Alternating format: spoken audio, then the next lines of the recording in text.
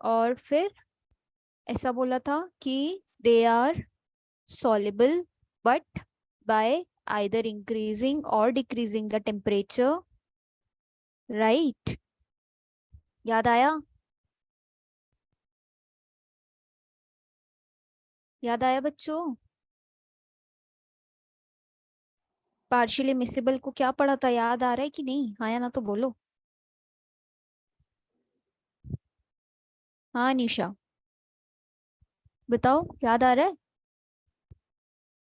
जी ma'am. घर जाके revise किया था कि नहीं किया था?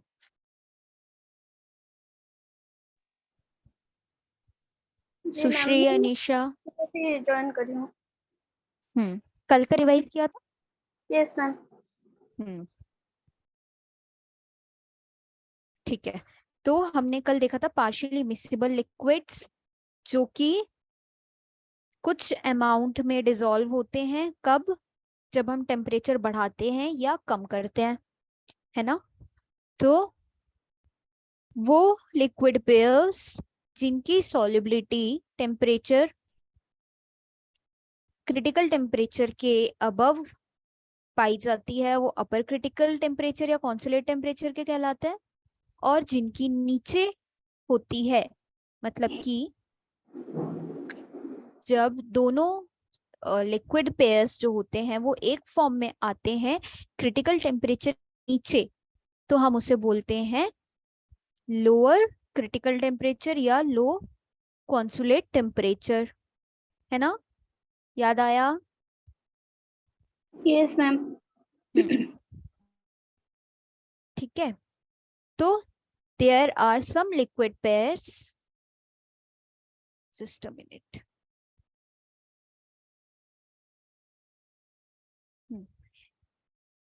For which mutual solubilities decrease with rise in temperature.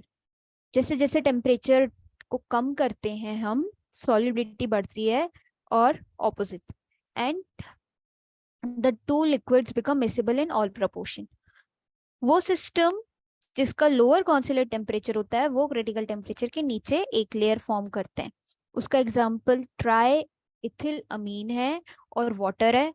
और अपर क्रिटिकल वाले का एग्जाम्पल क्या पढ़ा था हमने? फिनॉल और वाटर का। और यहाँ पे जो एग्जाम्पल पढ़ रहे हैं हम ट्राई इथिलमीन और वाटर का पढ़ रहे हैं, ठीक है ना? तो 291 केल्विन के ऊपर on shaking triethylamine and water, two layers are formed, but 291 kelvin के नीचे they are completely miscible in all proportion. इसीलिए ये लोअर क्रिटिकल टेम्परेचर या लोअर कॉन्सुलेट टेम्परेचर वाले मिक्सचर कहलाते। वहां हमने पढ़ा था 338 केल्विन के ऊपर वो एक लेयर फॉर्म करते हैं, मतलब आपस में मिक्स हो जाते हैं। यहाँ पे ये नीचे एक पर्टिकुलर टेम्परेचर के नीचे दोनों मिक्स होके एक लेयर बना रहे हैं। तो there are few liquid pairs nicotine water which show. अब देखो कुछ ऐसे पेयर्स भी हैं जो कि दोनों शो करते हैं, अपर भी लोअर भी। तो उसका एग्जांपल निकोटीन और वाटर है। These liquid pairs are completely miscible above a certain temperature and below a certain temperature. ये दोनों में हो जाते हैं मिक्स, और दोनों में मिक्स होने के बाद ऊपर वाले या लोअर टेम्परेचर दोनों पे मिक्स होने के बाद एक ही लिक्विड लेयर का फॉर्म करते हैं, या एक ही कंपोजिशन के पूरे दिखते हैं, सेम दिखते हैं। आर पार देखो तो अलग अलग आप डिफ्रेंशिएट नहीं कर पाओगे। तो देखो एक ये पर्टिकुलर वहां पे हमने पढ़ा था डोम शेप, इसके ऊपर हमें मिल रहा था एक लेयर, है ना? जी मैम। यहाँ यहाँ पे हमने क्या देखा कि ये निकोटीन का एग्जाम्पल है। समझ रहे हो कैसे निकोटीन और वाटर का एग्जाम्पल है? क्योंकि ये ऊपर टेम्परेचर पे भी और नीचे टेम्परेचर, दोनों टेम्परेचर पे ये एक लेयर दे रहा है। तो ये वो लिक्विड पेयर का एग्जाम्पल है जो कि दोनों में सॉल्युबल होते हैं। और अगर आप देखोगे ये वाला एक डायग्राम, तो जहाँ पे वन लेयर लिखा हुआ है ये एग्जाम्पल है लोअर क्रिटिकल टेम्परेचर का, ट्राई इथिलमीन और वाटर का। क्यों? क्योंकि ये जो एक 291 पर्टिकुलर यहाँ टेम्परेचर है उससे नीचे वाले टेम्परेचर पे सॉल्युबल होके एक लेयर बना रहे हैं। समझ आया? अनिशा, लकी? मैम और एक और एक बार, जी मैम। अपर क्रिटिकल टेम्परेचर वाले कौन से लिक्विड पेयर्स थे जो कि क्रिटिकल टेम्परेचर के ऊपर आपस में मिक्स हो जा रहे थे? हम पार्शियली मिसिबल पढ़ रहे हैं ना, यस मैम। पार्शियली मिसिबल मतलब पूरे तरीके से मिक्स नहीं होते हैं। तो फिर अगर हमें इन्हें मिक्स करना है तो हमें क्या करना पड़ता है, या तो टेम्परेचर बढ़ाना पड़ता है या तो कम करना पड़ता है।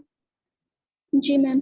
तो अगर हम बोलते हैं कि फिनॉल और वाटर अपर क्रिटिकल टेम्परेचर पे सॉल्युबल है, इसका मतलब एक पर्टिकुलर टेम्परेचर मान लो 338 केल्विन या जो भी इन्होंने एक एग्जाम्पल के लिए दिया है, ये उस टेम्परेचर के ऊपर जब हम और टेम्परेचर देंगे या और हीट बढ़ाएंगे, हीट देंगे तो टेम्परेचर बढ़ेगा ना। टेम्परेचर बढ़ाने के क्या तरीके होते हैं, हीट कर दो तो बढ़ जाएगा टेम्परेचर, है ना। जी। तो वो उसके ऊपर सॉल्युबल होगा, इसलिए हमने उसको बोला अपर क्रिटिकल टेम्परेचर। फिर हमने देखा कि कुछ liquid pairs lower critical temperature पे सॉल्युबल होते हैं और एक लिक्विड लेयर बनाते हैं, मतलब कि पार्शियल मिसिबल में 2 लेयर्स दिखती थी। अब हमें इनको मिक्स करना है तो हमें एक लेयर ही दिखानी पड़ेगी ना, कि आपस में एक ही दिखे ये, ऐसा जी ना मैम। पता चले कि अलग अलग कोई चीज इसमें डिसॉल्व है। तो जो, कंप्लीटली मिसिबल। हाँ, तो ये जो ट्राइएथिलमीन और वाटर है ये लोअर क्रिटिकल का फॉर्म करता है, मतलब कि 291 के नीचे। अगर हमें अब इनका टेम्परेचर कम करना है तो हमें ठंडा करना पड़ेगा, तो हम वाटर बाथ में आइस डाल के रख देंगे तो टेम्परेचर कम हो रहा है, तो ये आपस में मिक्स होके एक ही पूरा आर पार ऐसा हमें सोल्यूशन दिखेगा एक ही कंपोजिशन का। लेकिन अपर और लोअर क्रिटिकल के अलावा भी एक लिक्विड पेयर होता है जो कि दोनों टेम्परेचर्स पे सॉल्युबल होता है, या हम उसको चाहे बढ़ा के टेम्परेचर दें या कम टेम्परेचर दें। अगर हम उसे हीट करें तो भी वो एक लेयर देगा, अगर हम उसे ठंडा करें तो भी वो एक लेयर देगा, मतलब कि मिसिबल हो जाएगा ज्यादा टेम्परेचर पे भी और कम टेम्परेचर पे भी। उसको हम क्या बोलते हैं, निकोटीन और वाटर का एग्जाम्पल है ये, ठीक है। निकोटीन और वाटर दोनों अपर और लोअर दोनों टेम्परेचर पे मिसिबल हो जाता है। अब समझ आया? जी मैम। मैम वो जो अपर क्रिटिकल टेम्परेचर और लोअर क्रिटिकल टेम्परेचर का प्रॉपर डेफिनेशन क्या है मैम, थोड़ा बता दीजिए। देखो, the liquid pairs which are soluble above a particular temperature, okay, or above a critical temperature are upper critical temperature solution, or the liquid pairs which are soluble at a temperature below the critical temperature are the lower critical temperature liquid pairs. समझे? जी ma'am. Type कर दूं? जी simple है, ma'am. Concept समझोगे तो अपने आप definition लिख लोगे। द लिक्विड पेयर्स, किसी एक का नाम लिख दीजिए। हाँ, the liquid pairs which are soluble at at a temperature above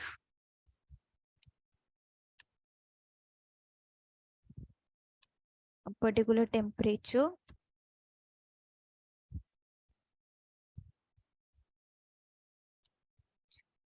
above है ये, okay, above a particular temperature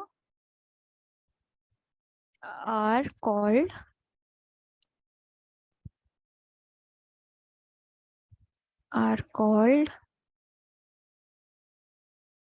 upper critical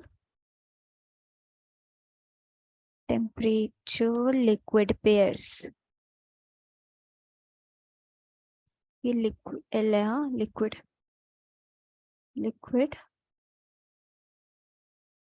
pairs. तो ये अपर क्रिटिकल टेम्परेचर लिक्विड पेयर्स हो गए, ठीक है ना। अब अगर आपको यहाँ लोअर का डिफाइन करना है तो कैसे डिफाइन करोगे?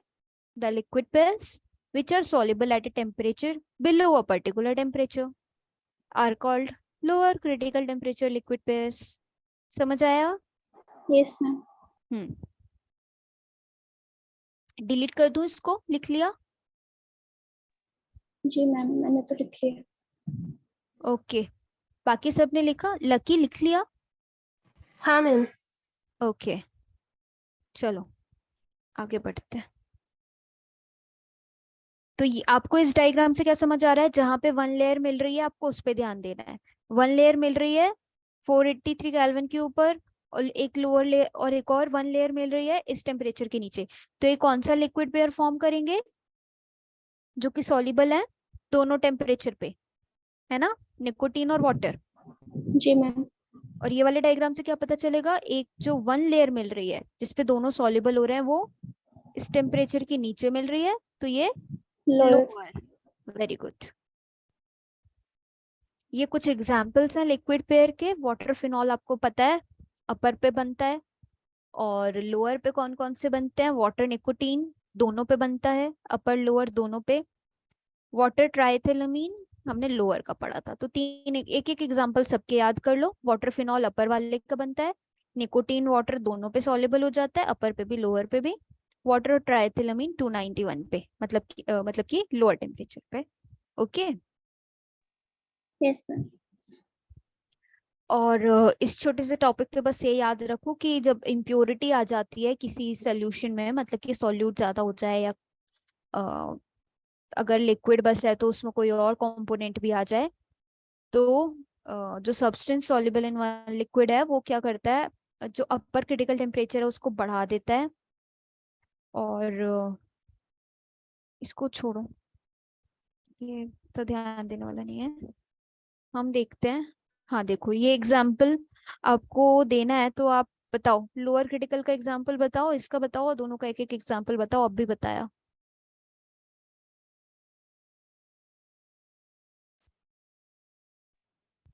बताओ। मैम अपर क्रिटिकल का वाटर और methanol. Water and phenol Anisha. Sorry water and phenol. Hmm और लोअर लोअर का है वाटर और ट्राइथिलामीन। हाँ और बोथ अपर एंड लोअर का है water and nicotine. Very good.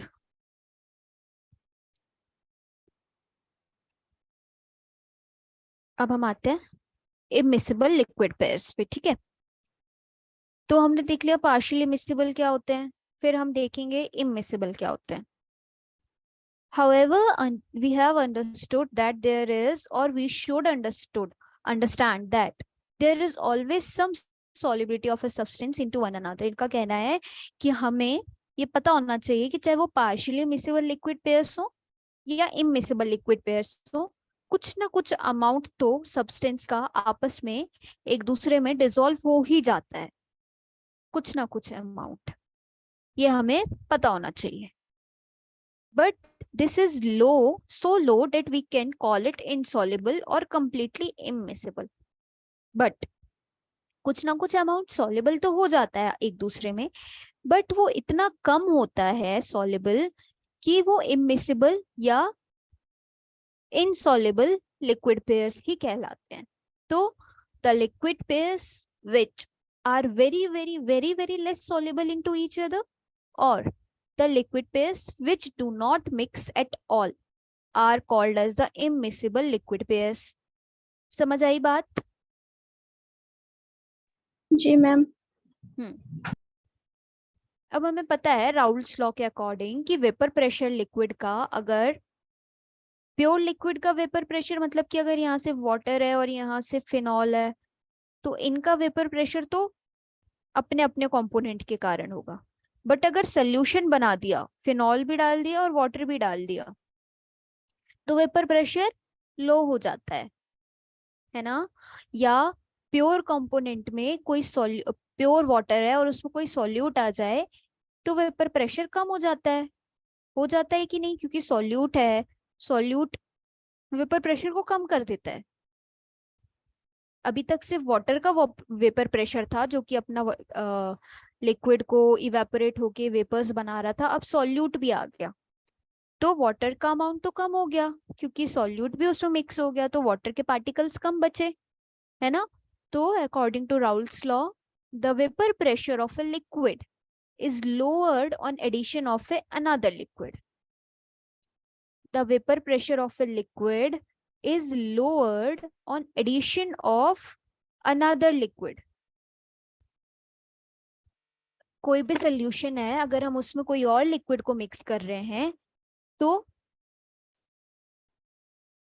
Vapour pressure कम हो जाता है if latter is soluble in the former. Simple सी बात है, अगर यहाँ पे हमने पानी लिया है, इसमें हमने रसना मिला दिया, क्या हमने इसमें फ्रूटी मिला दी, तो और फ्रूटी इसमें मिक्स हो गई, तो वेपर प्रेशर क्या हो गया, कम हो गया. क्यों? क्योंकि अभी तक तो सिर्फ वाटर का वेपर प्रेशर था, वाटर के पार्टिकल्स प्रेशर एक्सर्ट कर रहे थे. अब इसमें फ्रूटी भी मिक्स हो गई, तो वाटर के जो पार्टिकल्स थे उनका नंबर तो कम हो गया. इसीलिए otherwise the vapor pressure of each component remains unaffected and each liquid exerts its own pressure. कब? जब इसमें हम कुछ मिक्स ना करें तब. is independent of each other. Now मतलब कि thus when two completely immiscible liquid A and B are mixed, the vapor pressure P above the mixture will be the sum of the vapor pressure of pure liquid at the same temperature.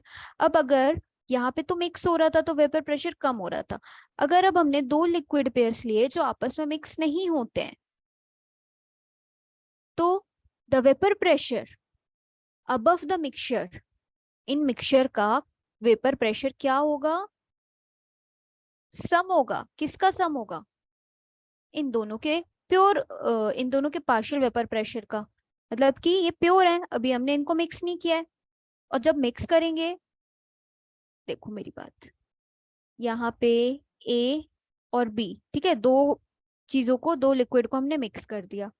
अब ये mix किया है तो एक A था एक B था, तो जो ये P टोटल होगा वो किसके इक्वल होगा? इन दोनों के इक्वल होगा ना, इन दोनों के पार्शियल प्रेशर के इक्वल होगा, क्योंकि A भी कुछ यहाँ पे एक्सर्ट करेगा, B भी कुछ एक्सर्ट करेगा. होगा कि नहीं होगा? जी मैम. तो PA naught and PB naught are the vapour pressure of pure A and B. जब हम प्योर बोलते हैं मतलब उसमें कुछ डिसॉल्व नहीं है, सिर्फ एक कंपोनेंट है. और जब हम सोल्यूशन बोलते हैं मतलब वो किसी ना किसी चीज को डिसॉल्व करने से बना है, मतलब उसमें एक चीज बस नहीं है, है ना. और ये भी हमें पता है कि अ सिस्टम स्टार्ट्स बॉइलिंग कब? जब वेपर प्रेशर और एटमॉस्फेरिक प्रेशर बराबर होता है, तभी कोई ना कोई चीज बॉयल होना स्टार्ट होती है. ये भी हमें पता है, ये मैंने आपको पढ़ाया था सोल्यूशन 1 में. The mixture of two immiscible A and B will thus start boiling at a temperature. कब? जब total partial pressure of pure component will be equal to atmospheric pressure. तभी तो ये बॉयल होना स्टार्ट करेगा. समझ रहे हो कि नहीं समझ रहे हो? जी मैम. मुझे लग नहीं रहा है कि समझ आ रहा है.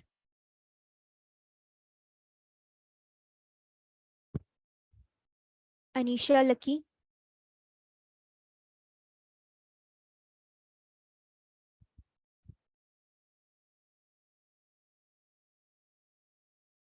देखो राउल्स लॉ क्या कहता है कि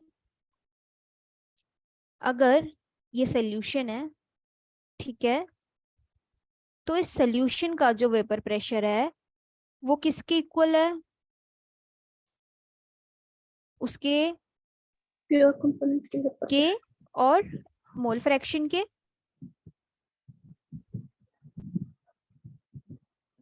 ऐसे जी मैम. ये प्योर कंपोनेंट के और मोल फ्रैक्शन के. तो ये तब की बात है जब ये अकेले अकेले प्रेजेंट है, ठीक है. ये कब की बात है? जब ये सोल्यूशन में प्रेजेंट है.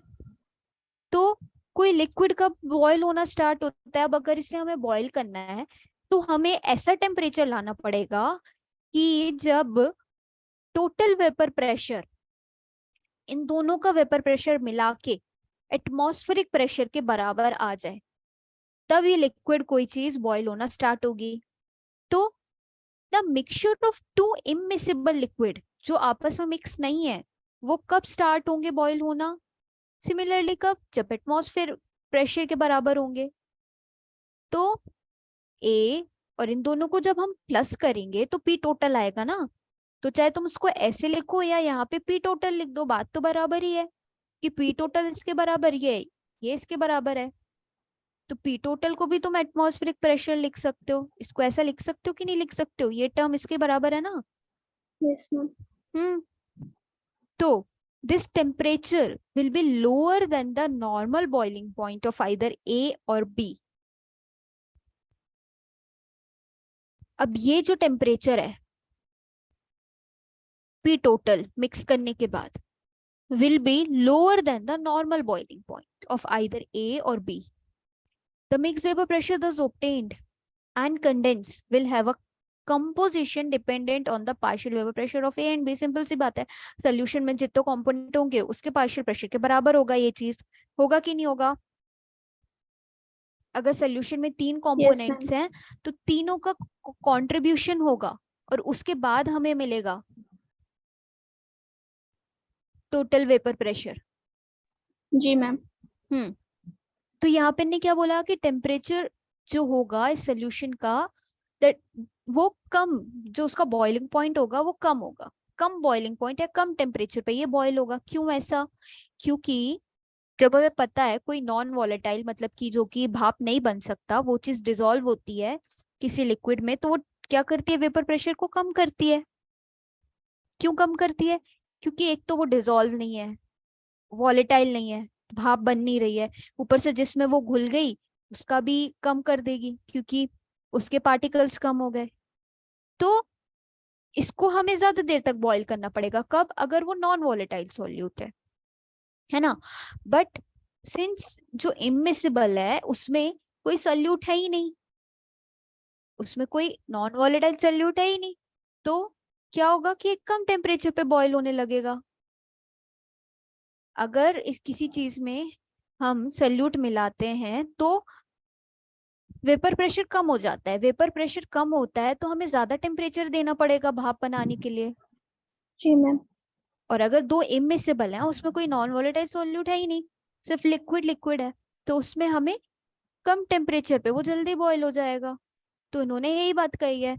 इसलिए अगर हमने बोला कि mole number of moles of each component present in vapour phase, अगर हमने बोला कि वेपर फेस में कितने नंबर ऑफ मोल्स होंगे, ये वेपर फेस है ठीक है, यहाँ से बॉयल हो के पार्टिकल्स पार्टिकल्स जमा होते जा रहे हैं, तो इसके नंबर ऑफ मोल्स हर एक कंपोनेंट के क्या होंगे, तो वो इस फॉर्मूले से दिए जाते हैं।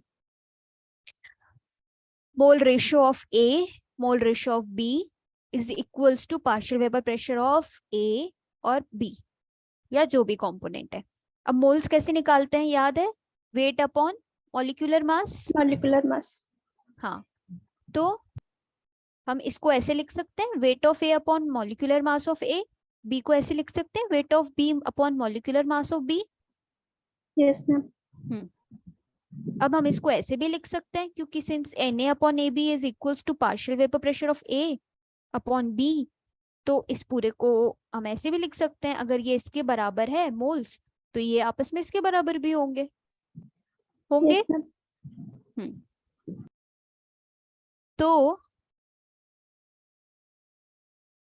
ये चीज आपको आती है, क्वेश्चन में पूछते हैं ये। यहाँ पे क्वेश्चन भी आया होगा, ये देखो, ये जो क्वेश्चन है इसको सॉल्व करोगे तो आपका फॉर्मूला जो यूज होगा वो ये वाला फॉर्मूला यूज होगा जो हमने अभी पढ़ा है, क्योंकि इसमें इन्होंने हमें जो मॉलिक्यूलर मास निकालने के लिए बोला है, और मॉलिक्यूलर मास हम इसी फॉर्मूले से निकाल सकते हैं, Na अपॉन NB वाले से, जिसमें कि weight upon molecular mass equals to PA naught और PB नॉट। ठीक है, स्टीम डिस्टिलेशन हमारा बच गया है पढ़ना। स्टीम डिस्टिलेशन मैं आपको नेक्स्ट क्लास में पढ़ाऊंगी, टाइम भी हो गया है। और जो आज का हमने पढ़ा इमिसिबल लिक्विड्स, उसको आज एक बार जाके रिवाइज कर लेना, ठीक है, समझ आ जाएगा। और अगर डाउट आता है तो नेक्स्ट क्लास में पूछना। मैं नेक्स्ट क्लास आपकी 4-5 दिन बाद ले पाऊंगी बच्चों, वही अभी थोड़ा सा मैंने जो आपको प्रॉब्लम बताई थी उस वजह से। और मई में तो मैं सुबह शाम लेने ही वाली हूँ आप लोग की, तो जल्दी खत्म हो जाएगा, टेंशन मत लेना, ठीक है। आज का मैम हाँ कल क्लास ऑफ रहेगा?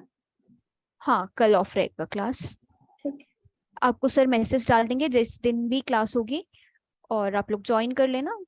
कोई टेंशन वाली बात नहीं है, ये मत सोचना कि नहीं होगा कंप्लीट, बस ये है कि जितना मैं पढ़ाती जा रही हूँ उसको साथ साथ में पढ़ते जाओ, रिवाइज करते जाओ। जी मैम। हाँ, आज का समझ आया लकी एंड अनीशा? हाँ ma'am. Okay okay, have a good day, bye thank bye. You ma'am. Okay.